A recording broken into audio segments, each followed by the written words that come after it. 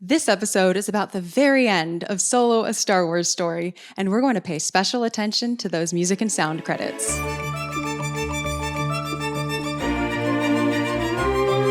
Hello there, and welcome to Star Wars Music Minute, where we celebrate the music and sound of Star Wars 5 cinematic minutes at a time. I'm Xanthe Tan, but you can call me Xanthe, and today I'm on my own to cover minutes 131 through 135 of Solo: A Star Wars Story, which features nothing but credits. So, here's the game plan for this season finale episode. First, we're talking credits. What are all these music and sound jobs that we see, and what do these people actually do to contribute to the film soundtrack as a whole? Second, we will review the 9 new musical themes or leitmotifs that this film added to the Star Wars saga. There's 9. Third, I'll tell you how I feel about this film and soundtrack now that a whole season, taking 6 months at a pace of 5 minutes a week, has gone by. There has been growth, and I'll tell you more about it later. And last but not least, I will tell you what Star Wars sounds like in 3 words, according to all of this season's guests. And of course, answer the Star Wars Music Minute questionnaire again, myself. So, yeah, let's get into it. First of all, in this end credit sequence, we are hearing what you can find on the Deluxe soundtrack as super extra deluxe end credits. And I'll play a little bit of it right now.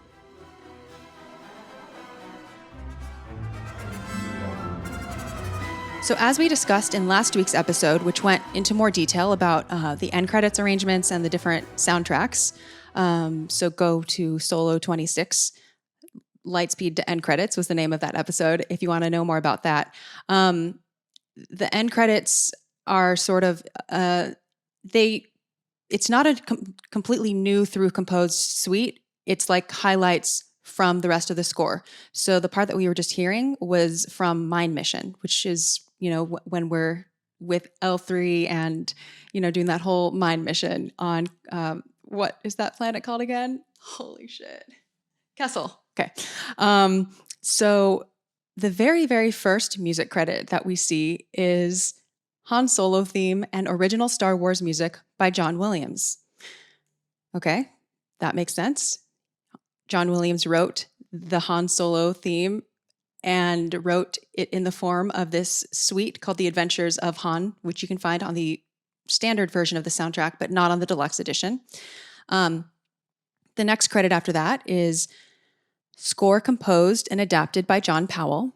And the adapted part just means adapting themes by John Williams, both the new themes and, of course, the way that he interpolated a lot of classic Star Wars themes as well.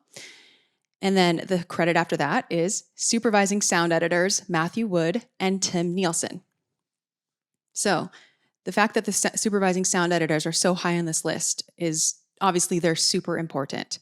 So what a sound editor does is, first of all, sound editing is typically a post-production job.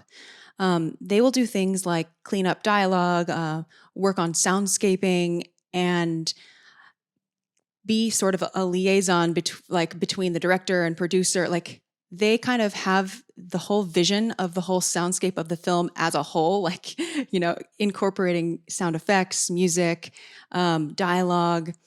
They have all of that in mind and work to make sure that the product is cohesive and that the vision is being carried out and that just things are moving smoothly. And of course, if you're a supervising sound editor, you're, more on that vision side and probably doing less of or at least not exclusively just the cleaning up work, because a lot of sound editing is cleaning up and stuff. Matthew Wood, you'll recognize that name because he's all over Star Wars, and he has been playing the supervising sound editor role since The Phantom Menace. He's been with Lucasfilm since he was, I think, 17 when he first had an internship. So he's really deep in this franchise and has worked on a lot of the shows, the movies, and even done voice acting roles. He is the voice of the battle droids. He plays Bib Fortuna. Recently reprising his role in the Book of Boba Fett. what is he also? I don't have a list in front of me. I just know it whenever I hear Matt Wood's voice. He's so many voices and characters. I think he's General Grievous. Yeah, he's General Grievous as well, the voice. But anyway, so that's Matthew Wood. Very, very cool. Tim Nielsen. Now, Tim Nielsen is also listed as the credit that comes after that, and that is sound designer. So Tim Nielsen is both a supervising sound editor and sound designer. Oftentimes those roles really do kind of cross over. Like, as I explained, the supervising sound editor, I did also say, sometimes they do create sounds as well. And Tim Nielsen is definitely a big sound creator person. Like Matthew Wood, he works at Skywalker Sound, where he is a supervising sound editor, sound designer, and re-recording mixer. And one thing that Tim has developed is what is a universal category / subcategory list / system for organizing sound effects. So people listening who are into sound design or like want to get into sound design or just want some tips on organizing their sound library, I have a tool for you. So Tim Nielsen did an interview for Pro Tools Expert and talked about the fact that organizing a sound library can get so unwieldy. And he made this template that has all of these categories and subcategories and made, all these folders that are just pre-populated with the names of the categories. That sounds really boring and everything, but to people who need help organizing stuff, I tried this download myself, but Tim offers a free download for anyone who just wants some help organizing into sound design. So I'll put a link in the show notes. I know that was a little confusing. I'll put a link in the show notes to download to the interview, which has a link to download the files that Tim Nielsen wants to share with the world. So yeah, I opened the files with no problem, and it should work as of 2022. Is that the year? Yeah, 2022. So yes, little resource for any sound design curious folks. The credit afterward is re-recording mixers. David Parker, Christopher Scarabosio, Tim Nielsen also.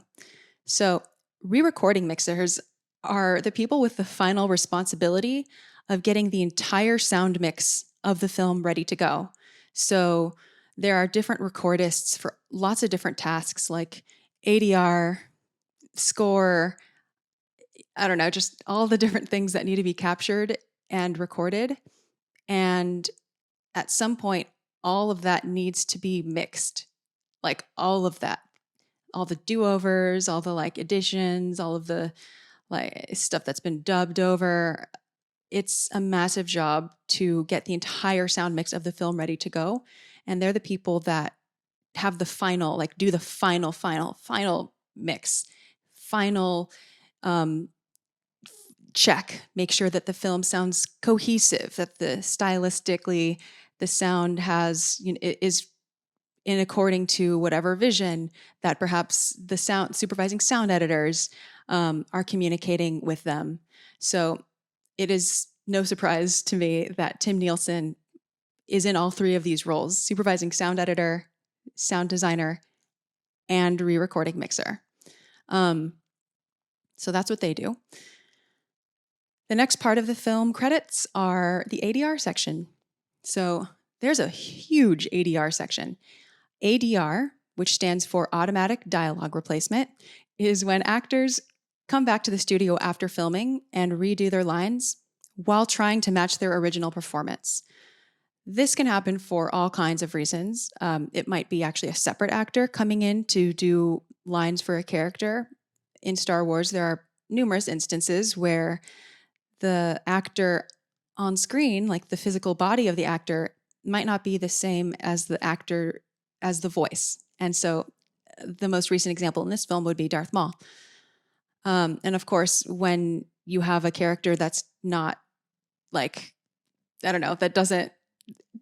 it's Star Wars. You can understand many reasons why ADR would need to happen.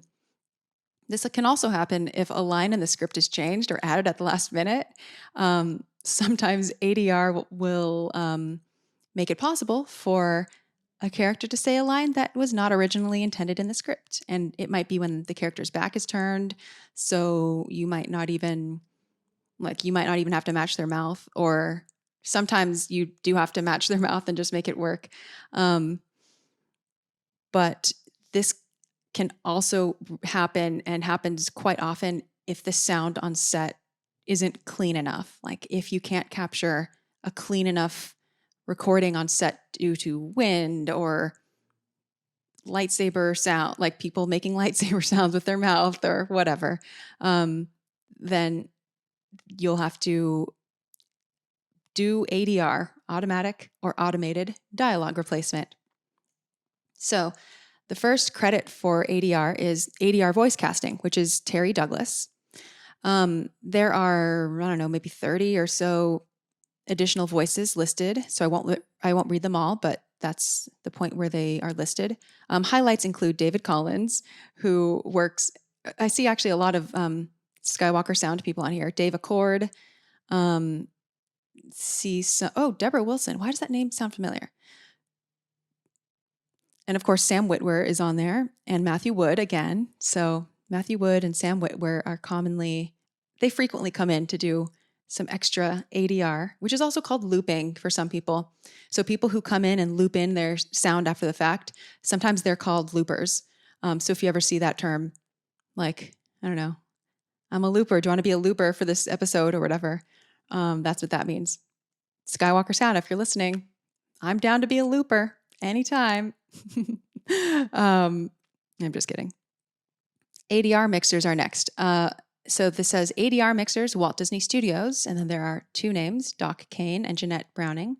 And then there are two ADR mixers for Goldcrest Films in London, and then two ADR mixers listed from Skywalker Sound. So I guess a few different studios contributed to the mixing of the ADR, which makes sense if additional dialogue had to be recorded in multiple cities. The next set of credits is under the banner Sound. And so we have Production Sound Mixer, Stuart Wilson, First Assistant Sound, Second Assistant Sound, Sound Assistant, Production Assistant. And then, to be honest, this is actually where minute 131 starts. Before, I was really talking about minutes that should have happened last week with 126 through 130, but I wanted to keep the credits discussion all together. So hopefully you don't mind. Maybe no one would have noticed if I hadn't said something, but maybe you would have. So this is technically where this set of minutes starts. So while we have this Mind Mission playing,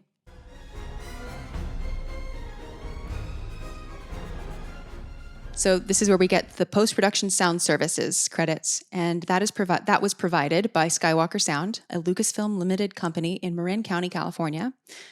Additional sound designer, David Accord. Dialogue/ADR supervisor, Richard Quinn.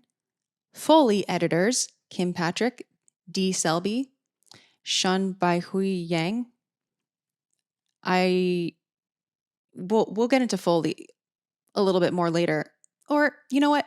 Foley, I feel like out of all of the sound design jobs, is the one that people probably understand the most, because it's the most practical effect-y, I think. I think Foley is probably the easiest to understand because you can visually see like what is happening. It feels like tangible. And so, yes, there are obviously a lot of Foley people that work on a film, including a Star Wars film. It is probably harder to describe the other sound stuff that you can't visually see what's happening other than like turning knobs and doing computer stuff and clicking and dragging stuff. So yeah, Foley, I'm seeing a lot of familiar names here in the Foley side of things for Star Wars and a lot of other films, because Skywalker Sound does post-production services for lots of films.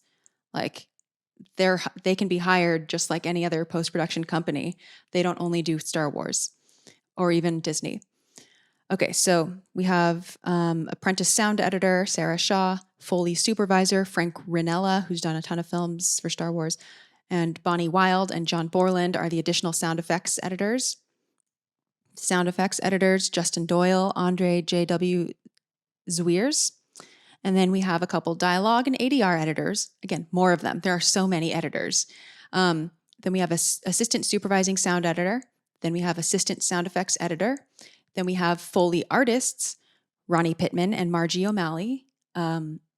If you search their name on YouTube, there are some, like, I've seen them in interviews for, like, I don't know, I think there's like one that's for ABC7 or something, where prior to the release of The Last Jedi, at least, they were doing a little bit of a press. They were doing some press and showing like the porgs and some other stuff. So yeah, two people who are definitely big on the Foley scene. And then we have assistant re-recording mixers. So that ends the sound section. By the way, if you want to see all these names without having to actually go through the credits in the movie, because it can be hard to read and hard to pause at the right time, there is a wiki that has a lot of end credits listed in it. And I don't know, I haven't really perused this wiki very much, but it was very helpful for me in researching this episode to just have like it on a stable, normal like web page where I could just see all the names and how they appear in order. And so I'll put a link in the show notes to that if you want to just have an easy list of the credits, not the IMDb link, because that is a mess. It's always a mess, out of order, whatever, incomplete. No, this is just a list of how it appears in the end credits of the film. And so, yeah, it might be helpful. After a little bit, I'm skipping a lot of credits because they're not music and sound related. And there are lots of other podcasts that talk about visuals and visual effects. And so we're skipping that. Let's skip to the music section. All right. The music section.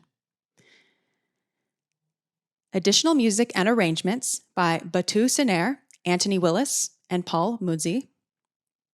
So these are John Powell's assistants, at least the first two. It was harder for me to find information on Paul Munsey, but Batu Siner and Anthony Willis are John Powell's assistants. And composer assistants are like a big thing. Like, composer assistants are composers themselves who are sort of working their way up in the industry and getting experience by assisting other composers. So composer assistants do a lot of really vital work that helps the composer write and produce the score, because producing a score for a film is a monument. I was going to say monumentuan, but I guess I was trying to say monumental and gargantuan. It's a gargantuan task. So just to give you a smattering of, I don't know, a list of a few things that a composer assistant might do is keep notes on the sessions, make sure equipment is running properly, back up all the computers, like make sure that all the DAW, the digital audio workstation, DAW, is ready for recording, ready for writing. The template is set up. Assistants might also align time codes. They kind of like mise en place, like, they do like like chefs, how they, line up all their ingredients and whatever. So like assistants will do that for the composer. Have everything, I don't know, I'm just making stuff up at this point because the specifics depend on each composer really, but a composer assistant can typically expect to do any of these things. None of these things would be out of the ordinary. Make sure everything's updated. Make sure that things are cleaned up. Like and they might also program things into the mock-up. And this is probably I always say it's too much to probably get into on a podcast episode, like what it means to program a score or program a mock-up. But I'm going to show you a little, let's see if I can do this right. I'm going to show you, this is just like an example of what John Powell's template looks like for Logic Pro, which is the digital audio workstation that he uses. So he posted this on his own Instagram. I'll put a link in the show notes if you want to like zoom in on it or whatever. But setting up like a template and like just making sure that all the tracks are armed properly. And I don't know, I'm just at this point, I don't want to just throw out random recording lingo because it's kind of a lot to just jump in at like level 5. But producing a score is a very technical process on many levels. Like composers in film have to be very savvy with computers and programming and recording, and assistants help with all of that. And getting back to what this credit actually is, this credit doesn't say assistants, Questionnaire. This credit says additional music and arrangements, because inevitably, at least if the composer trusts the assistants, and that's the goal with these relationships, is eventually the assistant will get to write a cue here and there, or like, assist with more of the creative side, or, kind of dip their toes more into the creative process. And with this film, Questionnaire, Anthony Willis and Paul Moonsey definitely did. In fact, you can see on repertories, like on the, I don't know how to pronounce it, GEMA is I think what the performance rights organization is that they're part of, I think. I'm not actually sure. Don't quote me on that. But the point is that you could see in certain places, like which tracks, like the breakdown basically of each of the cues in any film, not just solo, because that's the way that composers can get royalties on their work, is like what we've been casually calling cues throughout the course of this film, like, I don't know, Flying with Chewie or whatever, is actually not necessarily the actual cue name. A cue will be a much smaller unit of measurement. And I know I've talked about this on previous episodes and previous seasons as well, but cues are really micro, like they're really chopped down to a very small increment of like a little piece of music. And a lot of that is to make it easier to like delineate who wrote what specifically. And like, because if only a tiny cue is used and it's that cue that one of the assistants wrote, then, they'll hopefully get some royalties, but rather than sort of using a bigger chunk of the cue to track all of that. If you're interested, you can, I'll put a link in the show notes if people want to see what potential cues for this film are. I'll put a link actually to look up cues directly in the repertory, because I feel that that's like the primary source, rather than sort of fan websites where it'll be like copy and pasted from somewhere. So yeah, if you go to one of these websites, you can just look up the name of the cue, and then it'll tell you like who owns it, and it'll say like John Powell, Anthony Willis, and then it'll say like Udapau Music, whatever, like whatever different music entities, publishing entities, etc.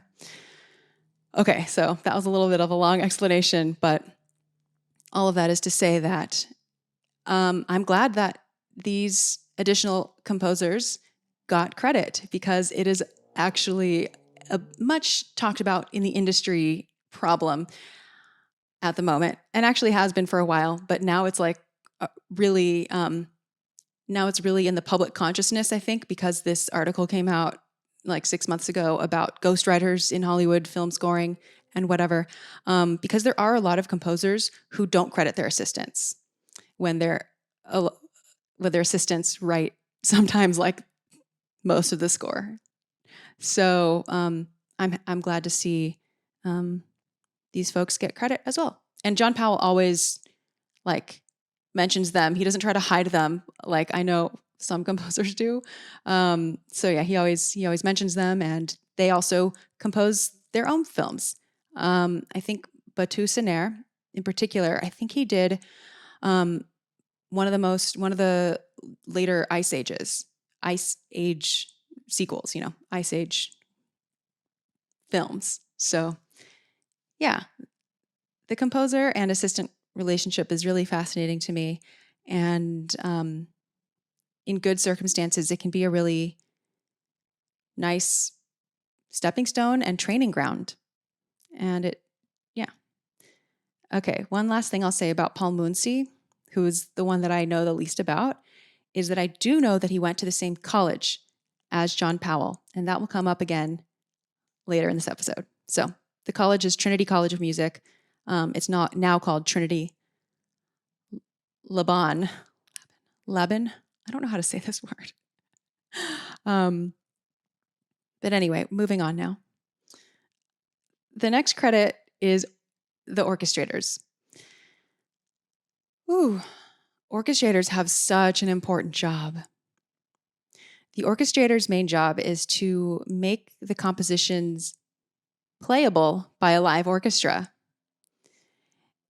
There has to be a high level of understanding between each party, the composer and the orchestrators.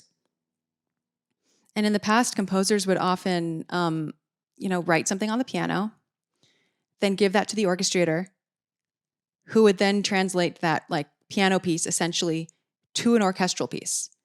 So orchestrators will have studied orchestration. They will know about all the different instruments in the orchestra. Like, they'll have deep knowledge on all the ranges that each instrument can play, all the colors that can be achieved in different ranges. Like, if they need to make something sound sparkly, they'll know their options of which instruments in which ranges and which keys can handle that, or which doublings could work, or which other combination, which of the seemingly infinite combinations of orchestral instruments can work. So they will also be well versed in the practical considerations of each instrument. So just things like when players need to breathe. So often when a composer writes something on piano or in a digital, audio with digital instruments, with synth instruments, they'll often, not often, I don't want to say often, because someone like John Powell probably does not forget as often as someone who's just starting out, who's never experienced live wind players before. But it just is something that can happen with anyone, that when you're writing on an instrument that does not have the same constraints as the instrument that line of music will eventually be played on, you might forget to put in spaces in the phrase for them to breathe.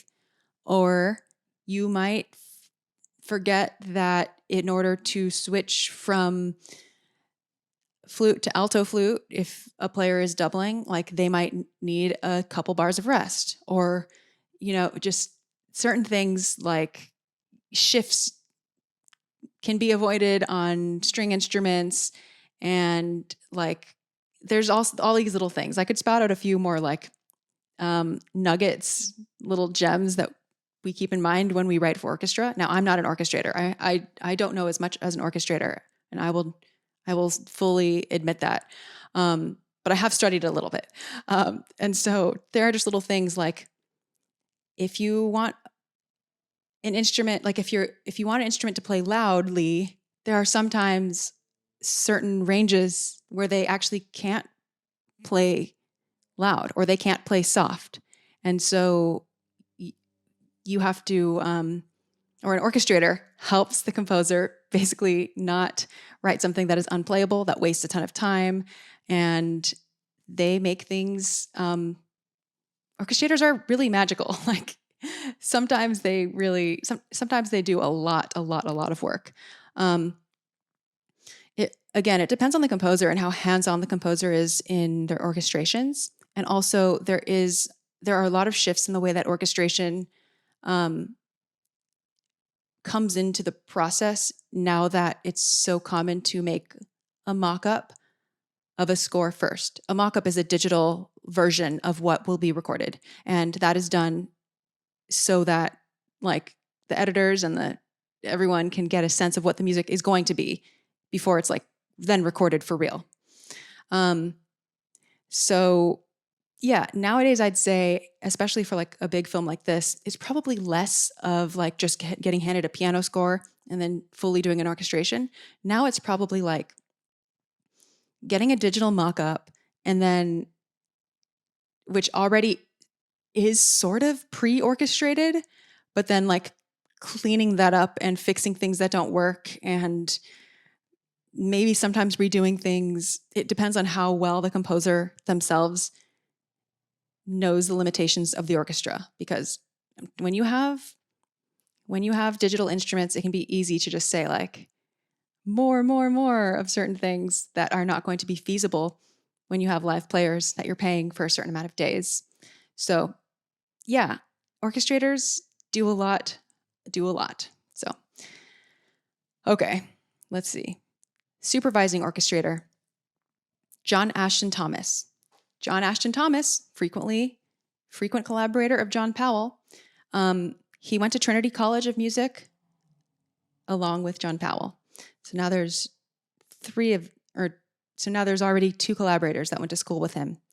Unfortunately, John Ashton Thomas passed away last year in 2021, but they did a lot of films together. And then there are additional orchestrations listed in the credits: Jeff Lawson, Tommy Lawrence, Andrew Kinney, Randy Kerber. These are all names that I recognize. Rick Giovinazzo and Gavin Greenaway. Remember that name? Oh, Gavin Greenaway also went to that school with them. Additional orchestrations: Herbert W. Spencer, Mark Graham, Gregory Jamrock, Victor Pesavento, and Paul Henning. So tons of orchestrators working on solo.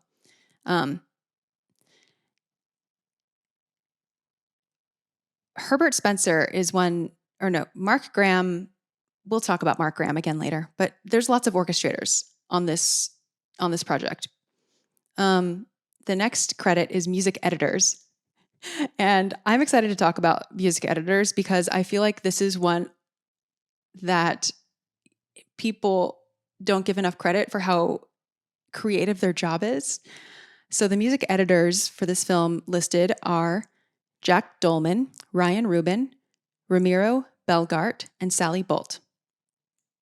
Music editors, in many ways, are like a liaison between the composer and the director.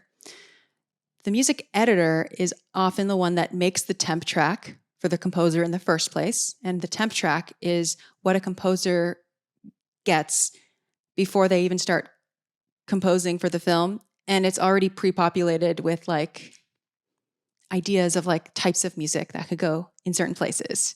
So famously, Star Wars 1977 was temp tracked with Stravinsky and Holst, and that's why John Williams often went quite off of the suggestions put in the temp score.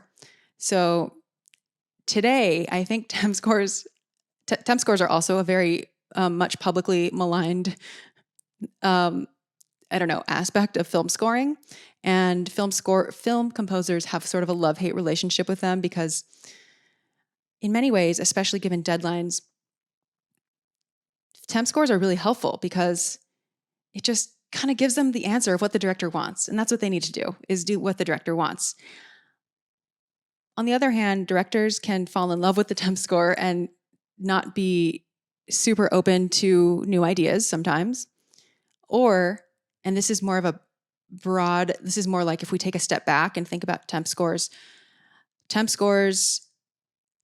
can feed scores that sound like the temp scores, and then those scores are then used for temp tracks for other films and which inspire the next film. So it can kind of lead to like a blandification of film scores that are all sort of temp tracked from like a few of the main action hits or whatever.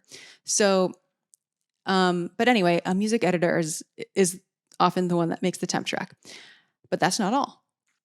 Let's raise them in our esteem level now.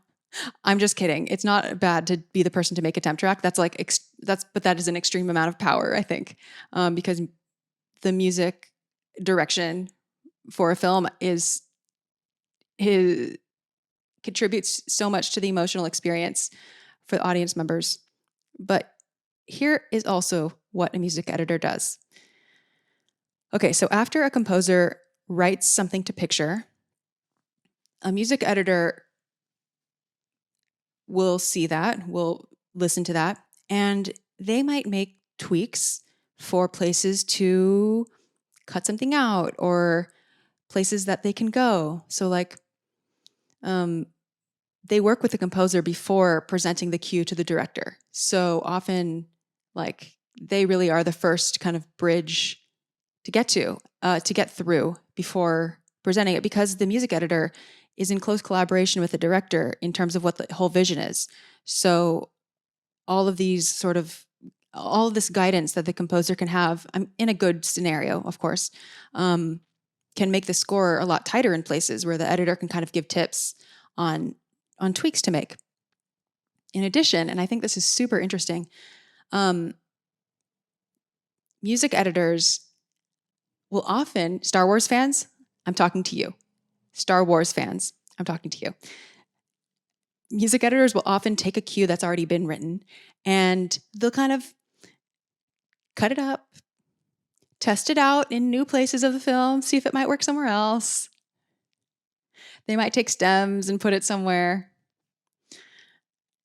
And they might lead the charge. They might be the ones who plant the seeds of like why a theme might pop up in an unusual place that fans don't expect. So it might not be intentional from a story perspective, or it could be. It could be like the music editor deciding that would be really cool. But really, music editors are always working to see where the music will fit and how the music can fit best, and give the composer ideas of like different spots to put things in, or ways to change things or whatnot. So the reason I make a big deal out of that is because sometimes as fans, we hear a cue, we hear a theme or a snippet in a place where we think we may have heard it before, or we might not be sure why they intentionally wrote it like that. And I'm just here to say that sometimes it might be just one of those things where the music editor plopped it in there because they were playing around with it, and they can do that. There's nothing in their contract. Maybe there is, actually. I shouldn't say that. Maybe for Star Wars there is, where it's like, music editors, you must check on the canonicity first. I don't know. Yeah, don't take my word for it. Maybe that is in the contract. But in The Last Jedi, there's this one place where Battle of the Heroes comes in when Paige is dropping the detonator, and sort of during the opening sequence of the film. And it is really fun to speculate about why Battle of the Heroes comes in there. It's the only time Battle of the Heroes comes up in the sequel trilogy. It's so random. Like, what is the connection? And so while it's not bad to speculate or to draw one's own conclusions from that out of anything in that film is probably, I would say that there's a high chance that a music editor just put that in there. So yeah, that's what a music editor does. Oh, the music editor will also tell the composer when things in the scene have been cut or changed. So they'll kind of communicate, hey, something was changed in the scene and it's kind of affecting your cue. So let's talk about your cue and fixing your cue. So yeah, that's what a music editor does. 1, 2, 3, 4 names. Okay. The next credit that we have is, and I'm going to put here on the screen, this is the credits for Soloist Star Wars Story soundtracks. It's very grainy. It's a very bad picture, but I'm going to read them. I'm going to tell you about them anyway. So the first name in the end credits of Solo, the film, the next one is orchestra conducted by Gavin Greenaway.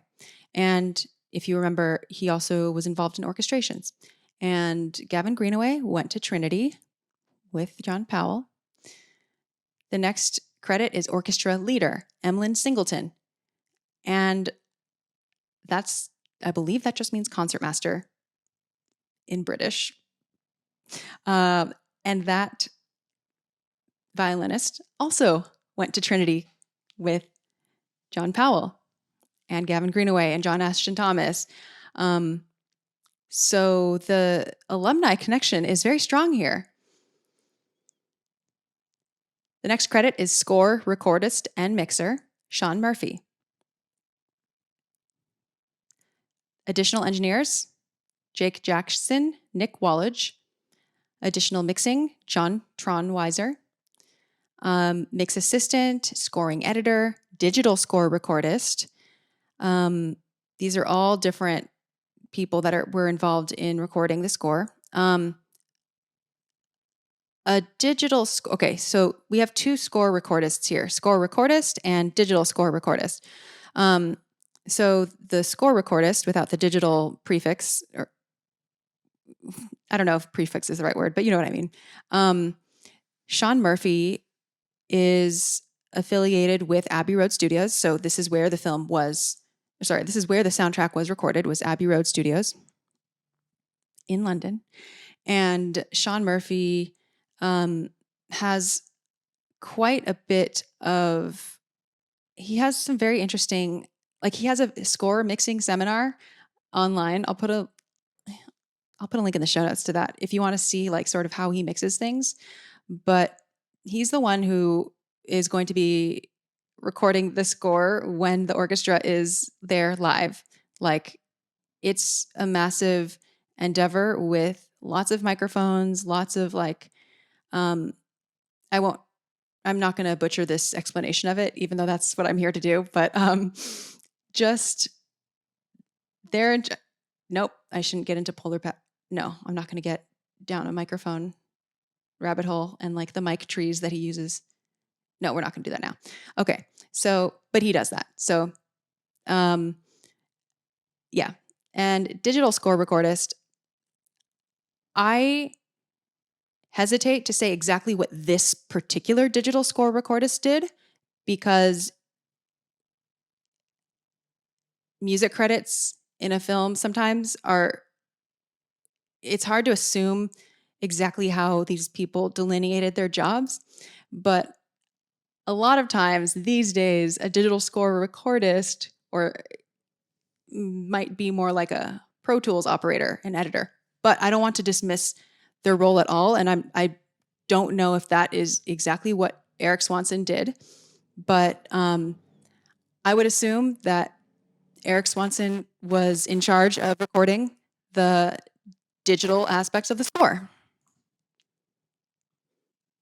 Because although a live orchestra was used for solo, there are aspects of the soundtrack that are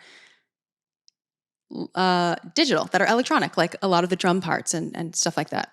But I would be very curious to know what each of these people did, specifically in this project. Anyway, the next name is orchestra contractor. Lucy Wally for Isabel Griffiths Limited. And an orchestra contractor is just the person who hires the musicians for the orchestra. And then it lists the choirs: Ethnic Bulgarian Choir, Vanya Moneva, and Sofia Session Choir. The choir contractor is George Strezov. Vocal contractor, Edie Lehman Bodiker. Next on the credits, we have solo vocals: Baraka May and Reed Bruton. I'm actually not sure if I said his name right, but they provided vocals for Chicken in the Pot. Just to jog your memory, Baraka May did the vocals for the lead singer, and right here, Arodia Ventafoli. And she also did that higher pitched backup vocal, which didn't make it into the film. The version that's in the film is the version that still retains her original lead vocal, but instead of the high-pitched vocal background, it is now the lower-pitched one, as we're about to hear, and that is Reed Bruton.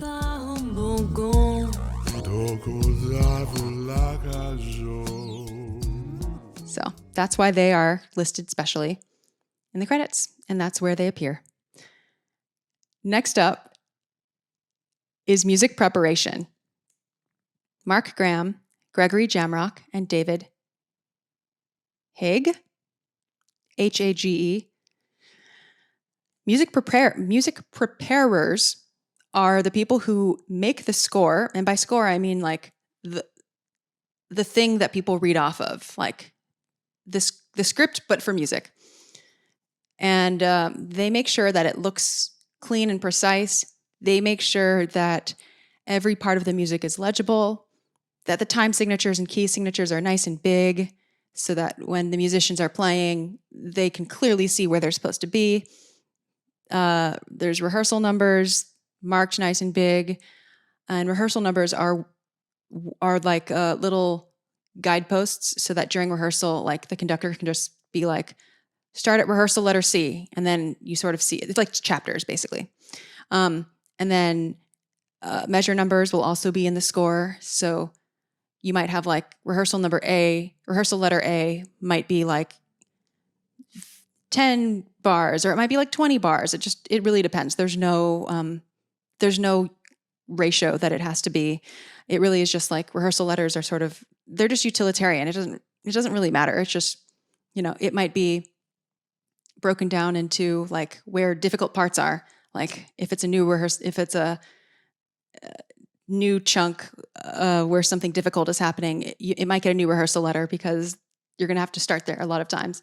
But that's besides the point. A music preparer or a music preparation company or service will do so much of that, cleaning up, making sure things are legible. Like I said, typefaces, making sure that typefaces are consistent. They make sure that margins are all the right size and just the proper specifications. Paper size, they'll arrange the page and space out the measures and staves in such a way that facilitates convenient page turns, so that it doesn't require musicians to be playing and then like have to awkwardly stop in the middle of something to turn a page, which can disrupt the recording process. Like that can, it's unacceptable if there's a page turn in the middle of something. That has to be fixed immediately. And music preparer makes sure that the page turns work.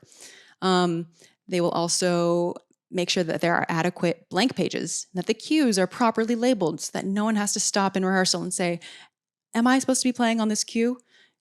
No, you will have things properly labeled tacit if you are not playing, and just things like that. All of these sort of sound like, just like any. It sounds like thankless work, but it is thankless work a lot of the times because musicians and people, like, we take it for granted that something is just going to be clear and legible and ready to read, but there is such both an art, but also just like a science behind what music preparers do. Because when reading music, like, music notation is actually a very impressive, like, way of communicating a lot of information in a small amount of space. And so the difference between a dot and a dash, or a dot dash, or a dot next to a note versus a dot below the note, or, if a crescendo, like if the mouth of it ends like 1 millimeter or like a few millimeters too soon, that can completely change the expression that players will apply to a phrase or a note. So when in a recording session, time is of the essence, and the clearer something is on the page, the less time something will take, the easier it will be for musicians to get something right the first time or the second time or the third time or whatever, and eliminate the need for silly questions that could have been answered by already having a note on the page to anticipate that need. So when music that is prepared nicely is so much easier to read. It's so nice. It just feels like you're taken care of. And it is very crucial. So yeah, these are the names. These are the people that did the music preparation. Mark Graham, which was the first name that I mentioned, and I also mentioned him, I think, above. He owns Joanne Kane Music, who has also worked with John Williams. And yeah, the fascinating thing about John Williams, actually, a little bit of a side note, is Mark Graham, I think he started working with John Williams on the prequels.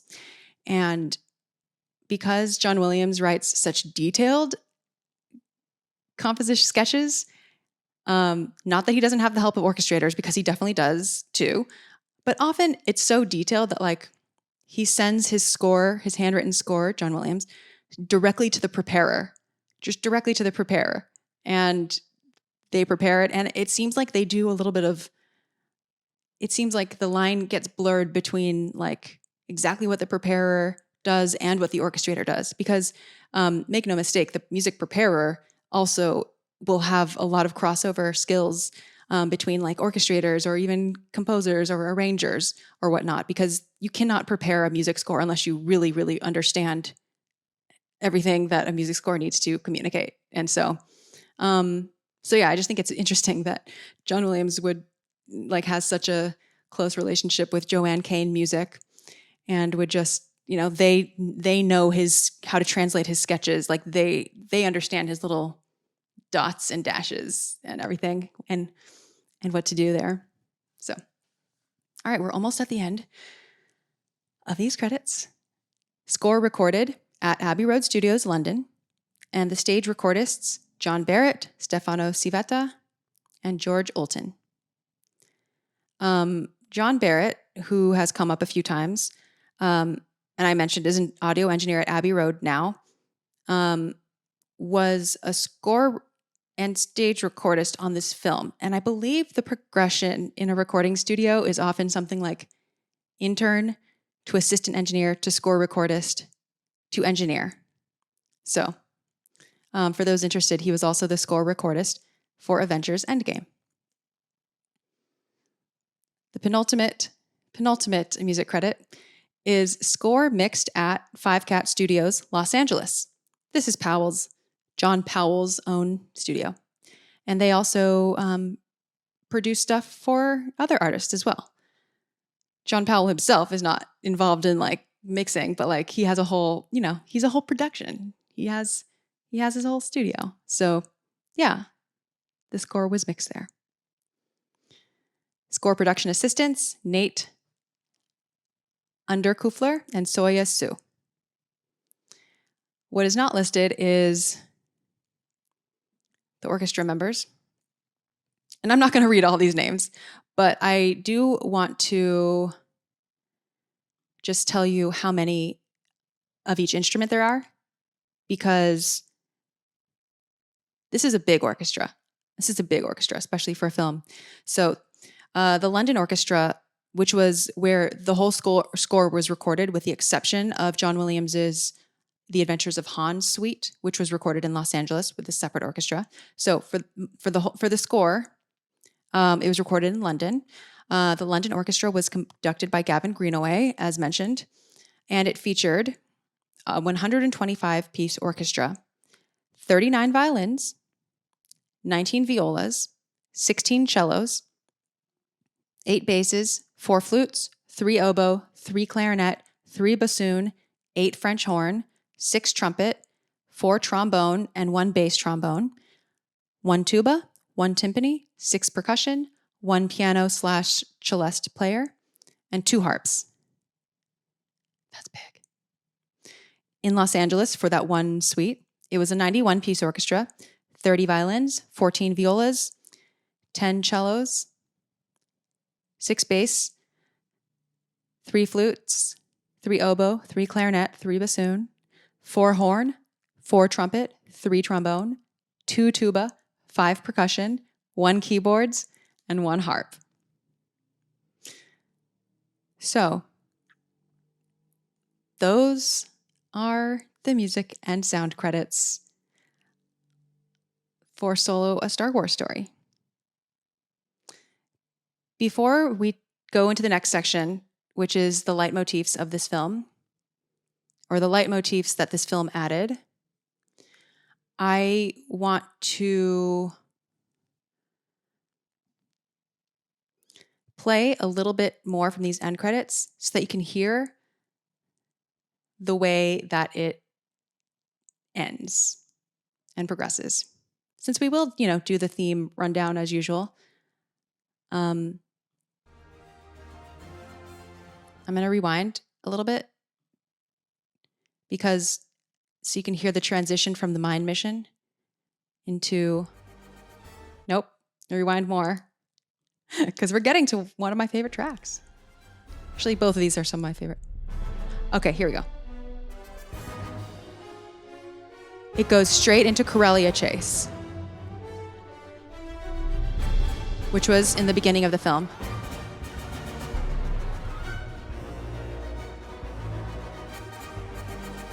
Now you might recognize this from my podcast intro music because I was very inspired by Corellia Chase and especially this part right here. So I just had to I'll describe why as we're listening to it. What I like about it is, here, I like this lead up for one. And then I love the violins here.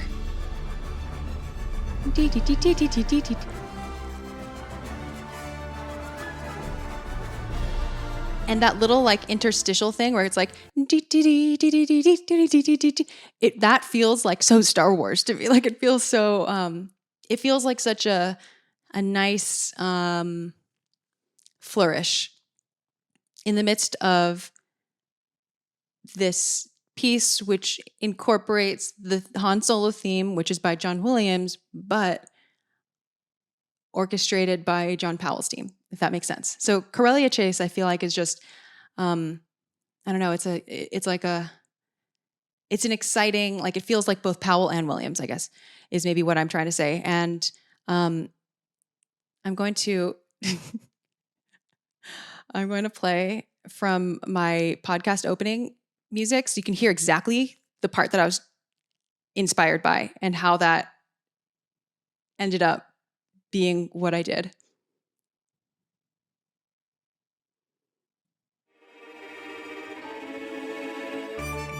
So this violin part is what I really liked. And then I liked how the solo themes just kind of laid underneath.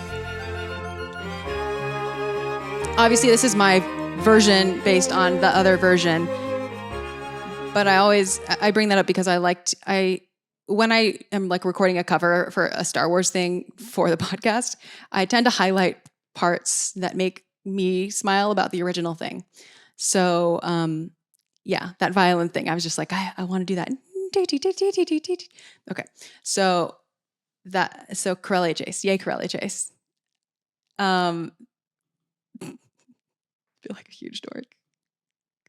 That's okay. Okay. So then in the credits, it goes straight into... Now this part sounds like a recap of Corellia Chase, but it's actually from Flying with Han and Chewie. So this is sort of more toward the beginning of the movie. And now they're on Beckett's ship. Not ship. That cruiser, whatever that was.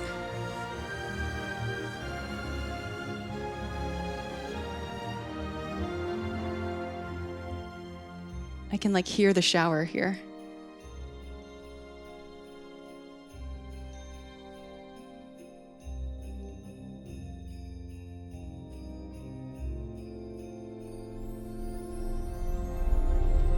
No, this is the cruiser part.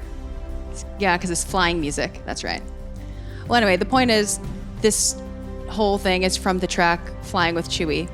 And in the episode about it, we talked about like the little Beethovenian buildup that it does, where it's like dee, dee, dee, dee, dee, dee, dee, dee, or whatever. It does like a chromatic buildup, which makes it very like convenient transitional material for an end credits suite.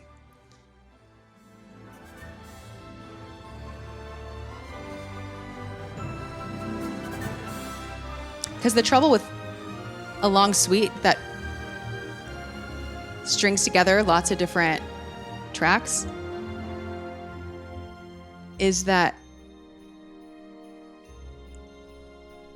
the transitions can be awkward unless you have connecting material.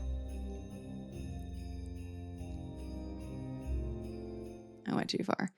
But little things like this, swear I'll find it. Okay, we're going to hear it. Make for good transitions, right here. This thing.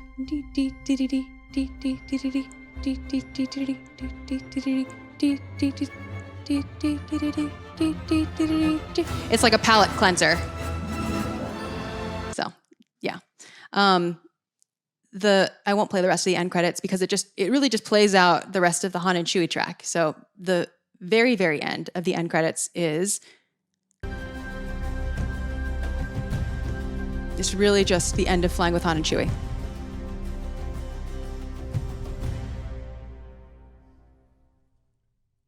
So that's the end. That's the end. All right. So now we're moving on to a very exciting section. This is the leitmotif section. As credited on the screen here, if you're watching on YouTube, I am currently showing a little snippet from Frank Lehman's complete catalog of the musical themes of Star Wars, which I always recommend because it's free to download on his website. He keeps it updated. He is very logical and internally consistent in the way that he lays out these themes. And I just feel like it's a very rigorous, he takes this seriously.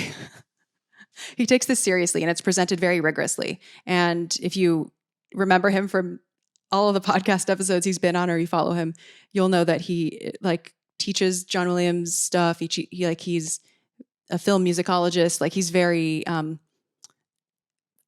trust his catalog.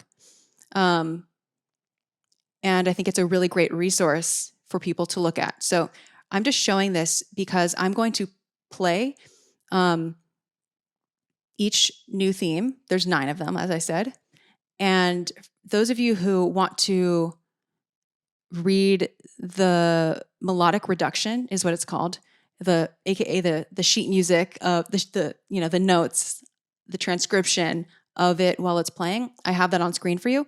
And even if you don't read music, I always feel that music, there are still some pieces of information that can be gleaned even if you don't read music. For example, like if I were to, like, even here you can sort of see, well, I don't know, maybe I'm taking things for granted. Like once you know that this is what arrests looks like, or I don't know, you can see the number 3. I don't know, you can start to see like little things that, I don't know.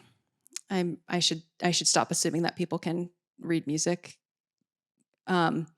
Because I know that's not a thing, but I guess one thing that I would encourage that seems so like, it probably seems so basic, but I like actually do think it conveys a lot of information, is that even if you don't read notes, looking at the direction that lines are going in.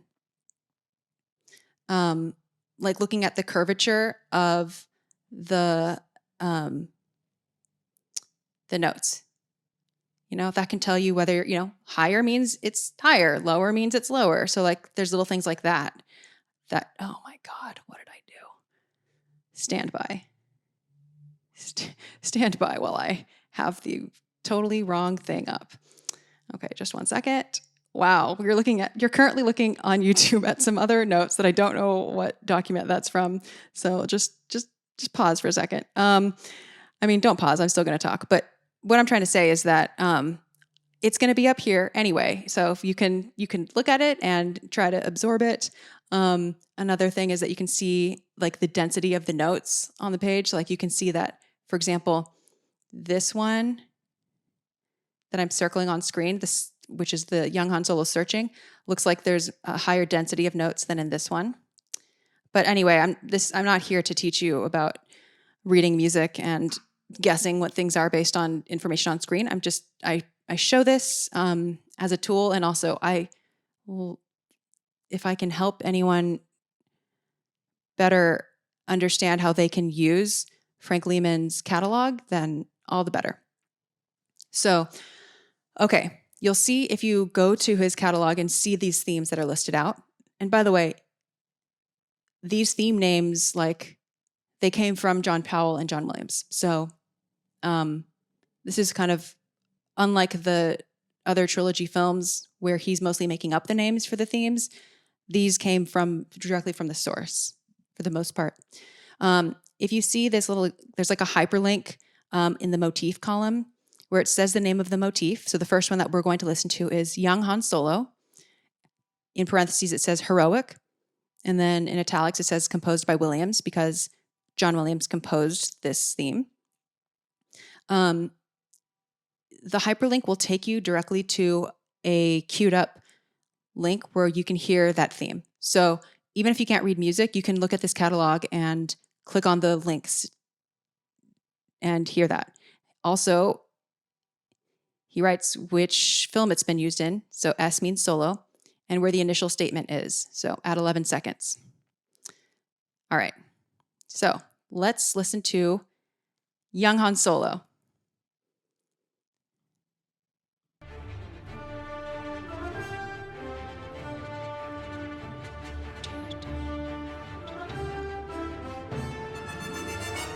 There we go. That's it. Dee, dee, dee, dee, dee, dee. I'm sure most people listening to this podcast episode recognize that. This also is used in slower versions, like do, do, do, do, do. The point is, like, a leitmotif, a theme, does not need to be exact. It's like that's the blueprint for what it is. And in John Powell's score for Solo: A Star Wars Story, themes are often augmented. You know, we've talked about this on several episodes, like augmented, where the theme is stretched out to fill a much bigger space, which results in the theme sounding like it's slower. And so sometimes it's been hard for people to pick up on when a theme is happening because it's been so augmented that it's like almost hard to recognize it because it's so quote unquote slow. Okay. The next theme is Young Han Solo, in parentheses, searching. These are new themes, new leitmotifs, ready for canon consideration. I'm just joking. Okay. I mean, I'm not really joking. Like, I'm curious when these will pop up again. Because Star Wars can keep using Leia and the Force theme and all that stuff. But I'm curious if these will come, if and when and how these themes might pop up in the future. All right, so this is the searching.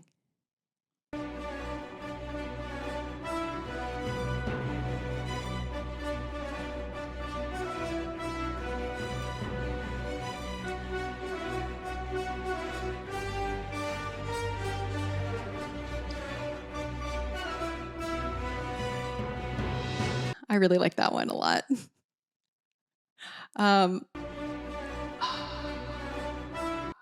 Silly me. Okay, the next one is the searching variant. Oh my God, no. Wrong one. That's not it. That was a test. Also a test. There we go. Ah, yes.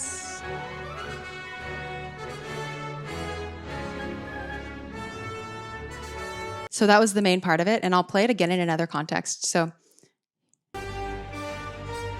We're about to get to it. This is this right now. This is searching 2A, and now we're transitioning to 2B, the searching variant.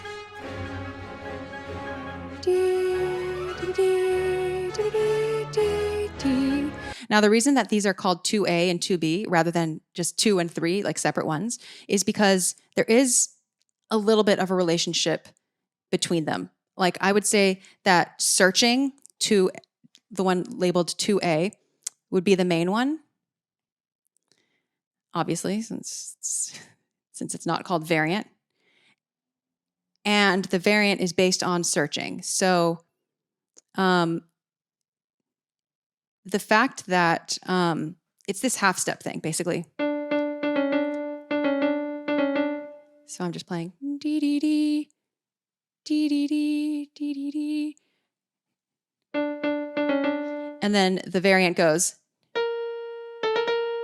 So it's another sort of thing where it goes note, half step down from a note, and then back up to the note.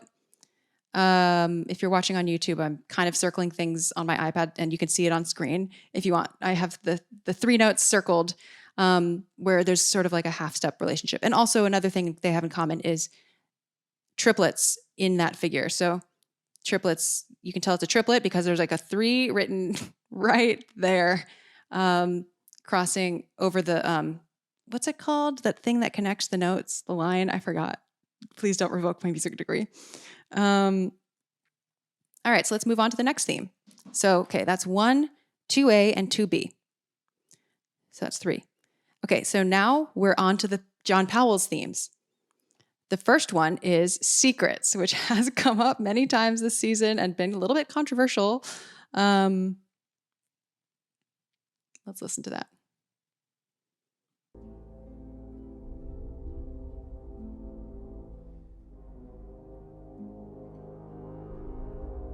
So that's it. It's just those 3 notes repeated.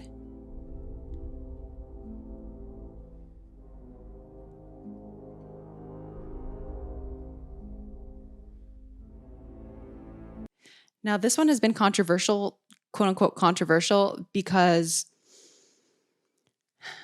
people have just been like, it's 3 notes.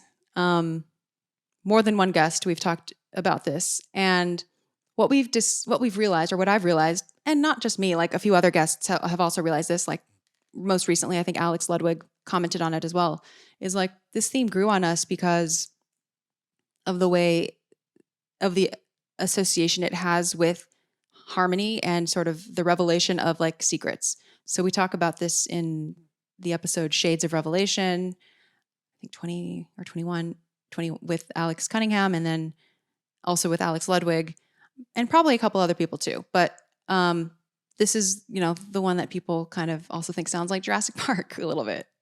It's just 3 notes. And I would be remiss to not point out that it also has that like same thing as the 2 previous themes, that sort of half note thing, half step thing. Dee dee dee. Oh my God. Dee dee dee. So in a way, they're like pretty closely related.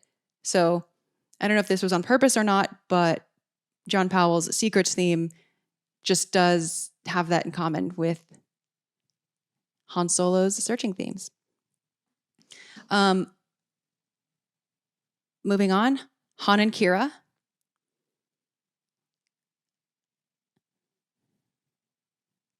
God. Okay. This is Han and Kira.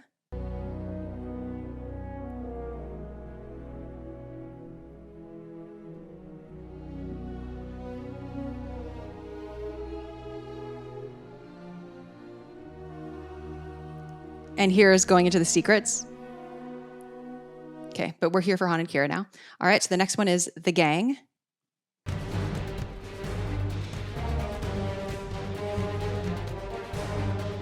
So that was it. Dee dee dee dee dee dee dee dee dee dee dee dee dee dee dee dee dee dee, whatever, that one. Dee dee dee dee dee dee, that one. I feel like out of all the themes, The Gang will be one of the more, I don't want to say forgettable, but like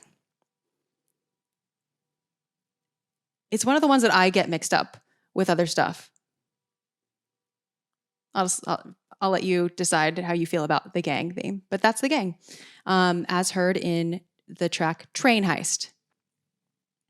Okay, so the next one is, and then I'll tell you my favorite one, maybe. Okay, the next one is Han and Chewie. I'm going to give you 1 second to think if you can think of it before I play it. And if not, I'll play it right now.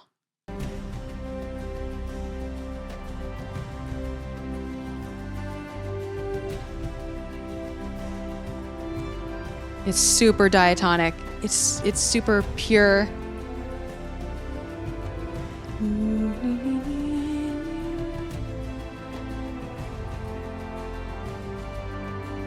So that's what it is. It's super.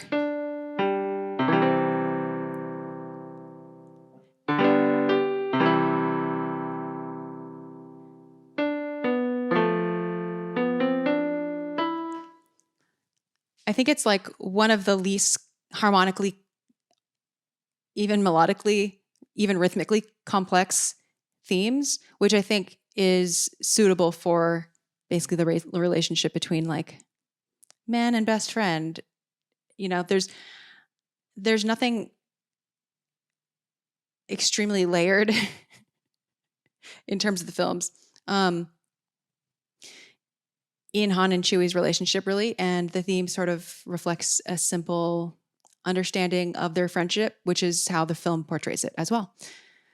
All right, the next one is Enfys Nest 1. So John Powell has 7A and 7B. So Frank Lehman separates Enfys Nest into two different themes. They're really two sides of the same coin. So we're going to hear Enfys Nest 1 right now.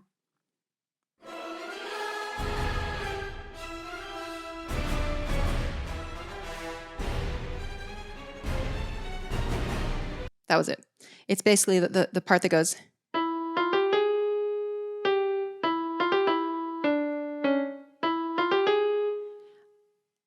And then the part 2 of that theme is. This isn't it. This is part 1.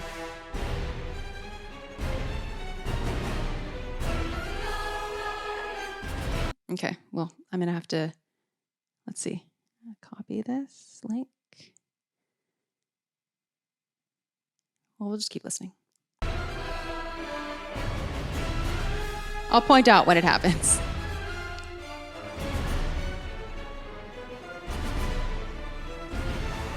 Right here, it's coming up.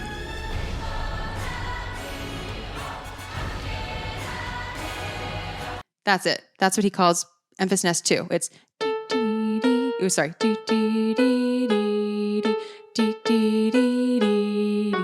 So, oftentimes Enfys Nest 1 comes up more than Enfys Nest 2 in this soundtrack. And so it is helpful to have them kind of be discrete ideas because they don't always come together. Only 2 left. The next one is L337. There we go. All right.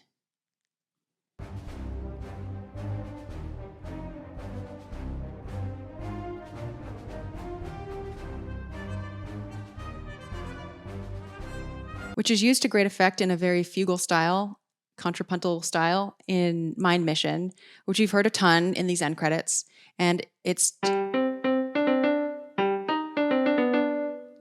don't know if this was on purpose or not, but I just noticed that Frank doesn't put like chord symbols in this one. And I don't know if I have to ask him about that.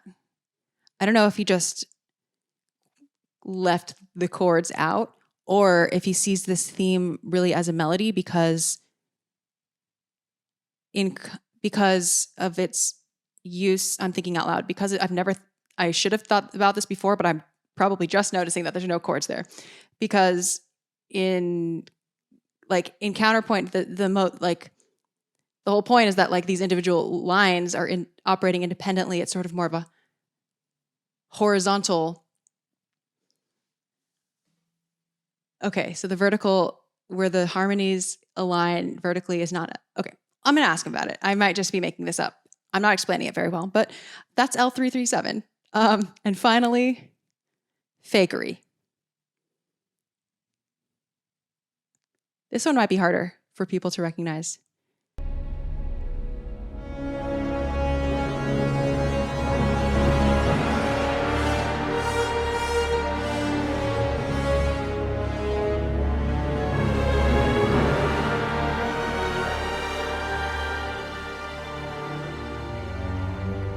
I like it.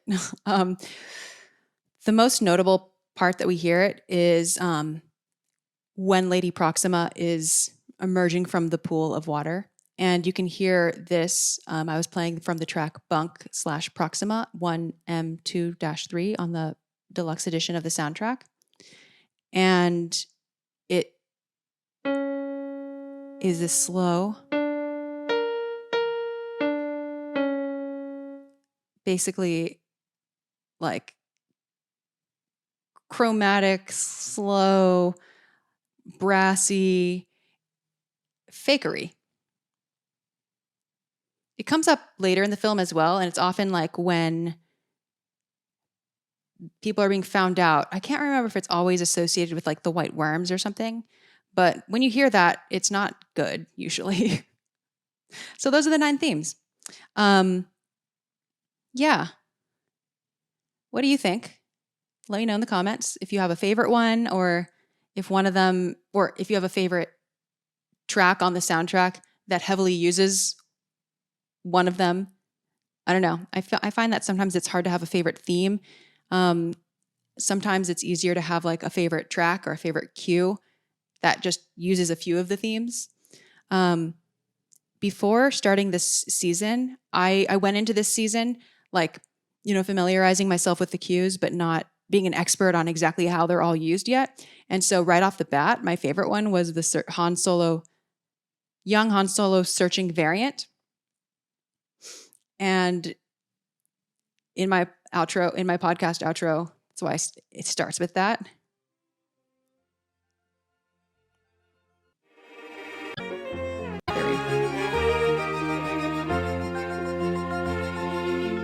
My outro starts here, fading in, and that's the searching variant.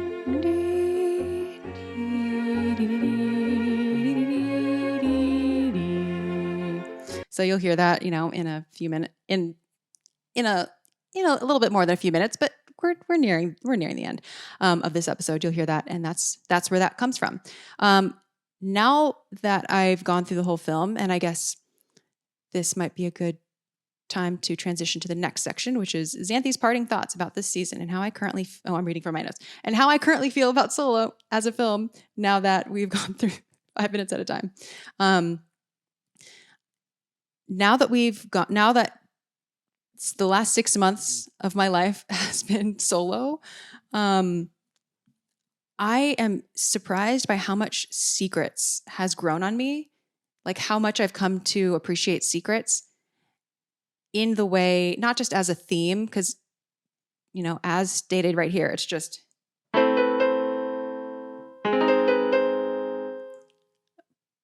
But if you've been listening to the show, you've been hearing like all the ways that like sometimes it'll happen like 9 times in a row with like changing chords under each of them. And like, it can be really like the payoff can be really great when Secrets is used in, a thoughtful manner. So I've come to really like Secrets. Go figure. I also, I would say that's probably that's probably my favorite. Oh, I'm also a big fan of L3's themes, particularly Mind Mission, like how it's used in Mind Mission. All right, so now we're moving on to the tail end part of this episode, which is things from this season. Okay. I don't know if I expected to enjoy doing this season so much. I definitely did go into it with an open mind. I'll give myself that. But I had my relationship with Solo as a movie was so, small to begin with, that I really didn't know like what direction it would go. I knew that I would familiarize myself with it, and usually the more I study something, usually the more I appreciate it. Like that's just a pretty normal trajectory for me, to be honest. And I will say that this is true. Like I have much more appreciation for solo now. However, I would not say that I love the film still. Like I don't think that has really changed. But now I can enjoy it in more of like a fan way, like in a more in some ways more of a funny way, and in some ways I don't know, just like a music focused way, because I have grown to appreciate this soundtrack like quite a bit. And I don't know, John Powell is like on my list now of like people whose scores I am interested in looking out for. I think that this season, I don't want to say radicalized, but it helped clarify a few things about my feeling. It helped clarify some of my feelings about the direction of Star Wars music and sound in general, and about what I value in Star Wars. This goes back to why I ask everyone, what does Star Wars sound like? Because I'm just sort of obsessed with like figuring out what Star Wars means to everyone. Like that, it just comes from a very genuine place of just really wanting to understand. And everyone has such a different, everyone has different salient points about Star Wars that they care about. But one thing that I find that I'm pretty clear on as of now is that I feel pretty strongly about using orchestras. And I feel pretty strongly about letting composers rise to the challenge of writing a Star Wars film in a Star Wars style. And I did not always feel this way. I didn't always feel this way because I've heard a lot of bad John Williams impressions over the years, and also just kind of doing an impression of John Williams is sort of like a joke, and it's sort of like something that I grew up with. Like, I don't know, it's hard to imagine, it's hard for me to imagine like everyone knowing John Williams and John Williams' sound.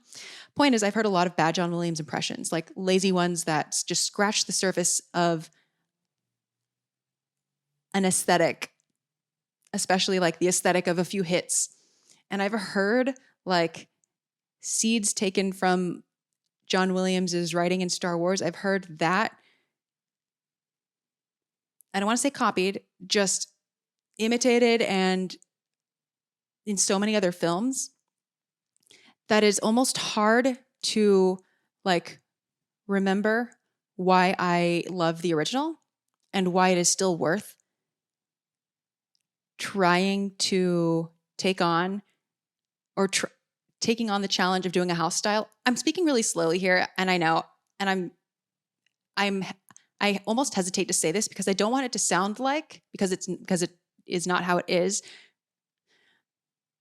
I don't want it to sound like I only want to stay in the past with this golden era of film scoring, because that's not true. I wouldn't hold other films to this standard. Just as a Star Wars fan, I think I have come to love like the anachronistic parts of Star Wars, and in a stylistic way. Like I don't want Star Wars to sound modern and up to date just like every other film. Like I'm more curious to see how Star Wars might I hesitate to say this because I don't mean it exactly like this.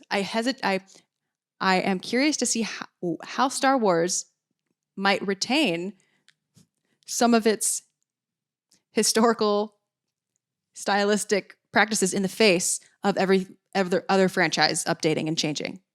Does that make sense? I hope that makes sense. I'm all for electronic scores, like experimentation, all of that. I myself am an experimental composer. My stuff would never. I will never do a Star Wars film. I'm not even. Yeah, I'm not trying to talk myself into a job. That's for sure. I'm not cut out for this. But for Star Wars, I feel like John Powell has convinced me that it is possible to do a rigorous channeling of John Williams while still retaining individuality and while still like strongly keeping his own spin on it. Like I feel like John Powell did not just do an imitation of John Williams. I feel like he channeled him in such a deeper way, and it didn't feel like, I don't know, it didn't feel just like a joke, or, you know, it felt, obviously this is subjective, but for me, it just felt like he wasn't just throwing something bombastic in for the hell of it, or just like popping in themes, like obviously reminiscence therapy excluded because that was the entire purpose of it. You know, and he wasn't just emulating John Williams in the fact that there's an orchestra, because there's so many ways to use an orchestra. Just having an orchestra doesn't mean, bam, you sound like John Williams. Like, despite taking inspiration from John Williams, this still does sound like a John Powell score, but it just has a level of detail and chromaticism and full use of the orchestra and just like life to it that, as of now, I haven't heard any other non-John Williams Star War do yet, if that makes sense. So it doesn't sound like John Williams. It doesn't sound like John Williams to me. I would be able to tell. I think. I'm pretty sure. Or I would be able to tell, or I would be like, oh, John Williams really does, like, I can tell that it's John Powell and not John Williams, but it feels like John Powell really grew in this instance and was really taking it on as an assignment, like as an inspiration. It's sort of like when I went to school for poetry, I went in like not writing formal poetry, but I had to learn how to, like, you know, write sonnets and villanelles and all these other forms. And I kind of at first thought like, but that's not my style. Like, I guess I'll do it. But then after doing it for like semesters, it made me realize that like my style isn't just that I'm anti-sonnet. Like, there's still a way to do sonnets where it actually still feels like me. I'm just taking on a different form. And so that is something that I feel like I would like to not give up on that ideal yet. And I'm now a little bit more skeptical whenever a composer actively distances themselves from John Williams and tries to spin it as like a positive, like, oh, I'm not going to try to do John Williams. I'm going to do something completely different and cool. Because speaking as a composer, and every composer that's been on the show, like, it's not a choice. It's not just a choice to walk away from doing the John Williams thing, because most of us can't do the John Williams thing, even on our best day. So John Powell went into this knowing that, he went into this knowing that he was different from John Williams. But in interviews, he calls this whole process like as if he was going through grad school. So like I feel like he went through the ringer and like really did some great work. I hope all of this sounds like a compliment. And I hope it also sounds like, I don't know, whatever. I have a higher bar for Star Wars now.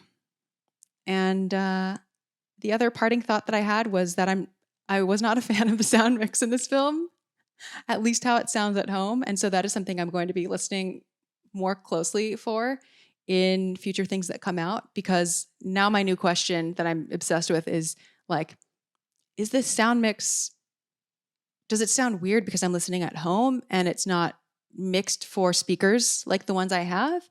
Or am I picking up on like an industry trend that actually sounds fine, but just sounds different from past Star Wars? Like, I'm not really sure.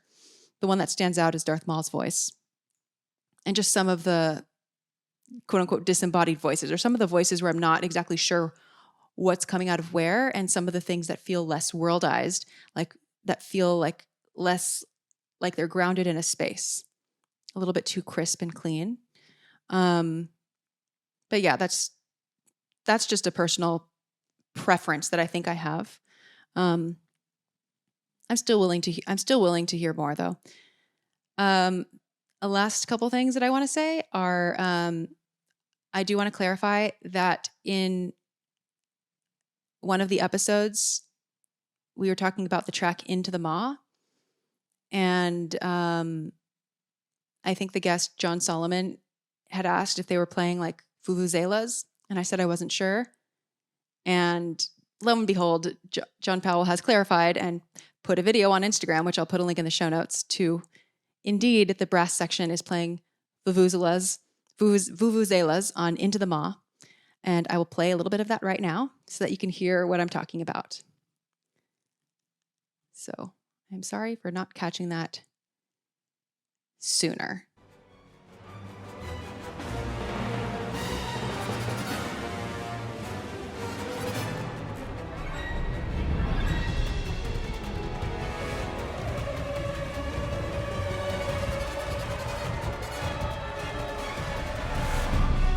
Yeah, right there.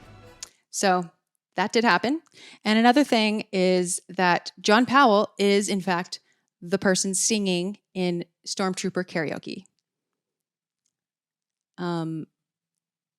He is the stormtrooper on Dryden's yacht.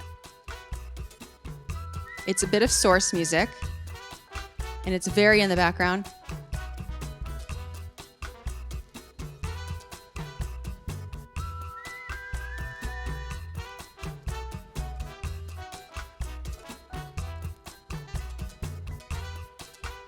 We talked about this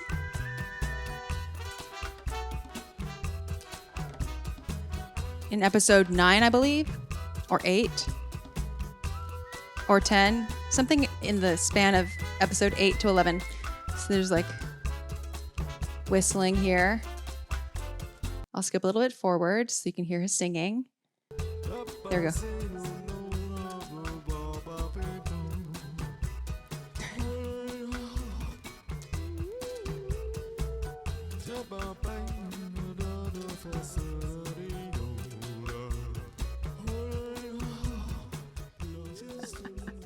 I think it's a funny track, but you can barely hear it in the film. It's before Chicken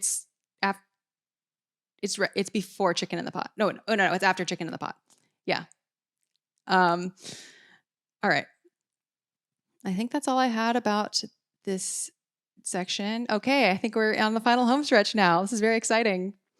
This is very exciting. So now I'm going to read you, as is tradition, what every guest has answered to the question in exactly 3 words. What does Star Wars sound like? I'm not going to read the names, but I will read just the 3 words. Does that make sense? I'll read them consecutively. And then I'll answer the Star Wars Music Minute questionnaire myself. Okay. What does Star Wars sound like according to all the guests during Solo season? Epic, exotic, alive.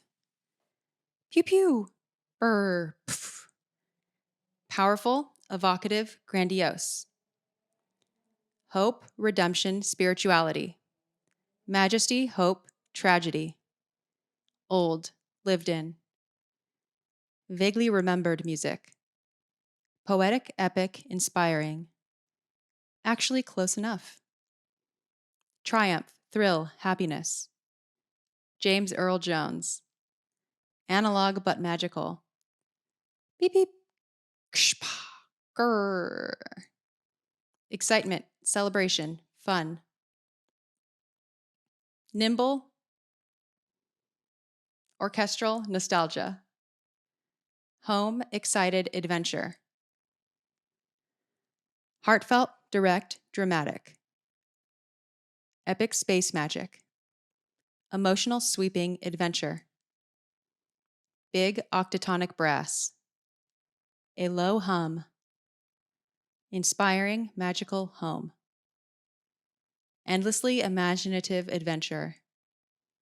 John Ben James. droids, flight, pew. Soaring, searching strings. Bum, bum, bum. Grandiose, sweeping, futuristic. A galactic symphony. Shortwave radio. Choo, choo, choo. And then, as is tradition, I will add my own now. So this is my answer to question number 1 of the Star Wars Music Minute Questionnaire. In exactly 3 words, Star Wars sounds like intricate orchestral storytelling.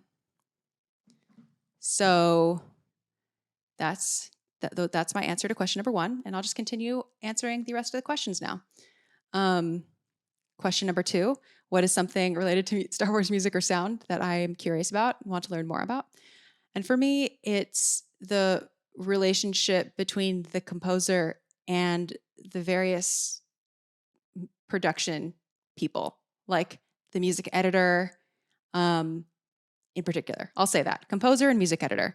I want to know more about the process and the interactions and what decisions are made between the composer and editor, music editor, and how the music editor kind of influences what ends up in the score. And then, what is a score or soundtrack that I'm fond of besides anything Star Wars? And for today, I'll give a soundtrack, and it'll be Moonrise Kingdom. Wes Anderson movie. The soundtrack features like a lot of Benjamin Britten and, you know, Francois Hardy, and just like it's a very fun. It's one of my favorite soundtracks. Really delightful use of source music, like a really delightful use of not source music, but placed music, like music placements. Gosh, that Benjamin Britten, the use of Benjamin Britten in that film is really cool. I love Benjamin Britten. All right, so that is the Star Wars Music Minute Questionnaire. With that, I would like to thank all of the guests that graced the show this season with their passion and insight. And I want to thank all of you listeners and people who have left reviews. Max Rebo 88, I saw your Apple Podcast review recently, and it warmed my heart. And I am glad that you survived the recent events in Mos Espa. Thank you, of course, to Pete and Alex from Star Wars Minute for inspiring this podcast. And I want to thank my editor, Nick Norton, who makes this podcast sound good, which is harder to do when your show involves a lot of guests with a lot of different equipment, a lot of music examples that I kind of just throw in like willy-nilly, and also when the host's own equipment malfunctions all the time. Everyone, please show Nick some love in the comments.